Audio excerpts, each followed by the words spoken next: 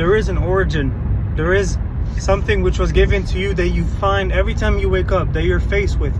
But at some point during the day, you decide to let it go. You decide to put your attention to other things. And that's your mistake. That's the mistake, is to exchange your original perspective for what you think is right, for what you think that you should do, not what feels like is true, what is true to you. And if you're able to define this, if you're able to search for it and find it, you'll find God. And if you find God, then all your problems will be a lot different.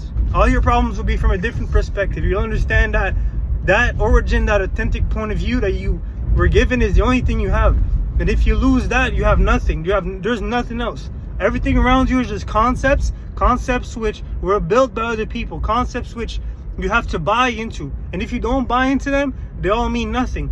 But they're so dominant in society that you feel like you have no choice, that if you feel like if you don't buy this, buy that, if you don't do this, you don't do that, that you won't fit in, that people will push you out, that you will be cast away. And that's our biggest fear, to not be loved, to not be part of something. And I encourage you to have the courage to actually have faith, to have the faith to take that risk.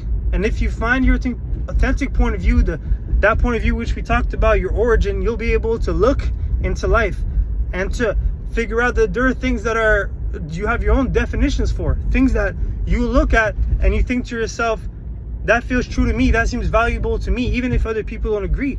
And if you pursue that, if you pursue those things, even though they seem like they're limits, if you're able to not give them any attention, then that's when the jump happens. That's when you have to jump into the void. You have to push further than the limits, and the concepts which you will see in the world will become more things. It's like a white canvas. You apply your own perspective into it, you apply your own art, and it becomes valuable. That's why it's valuable.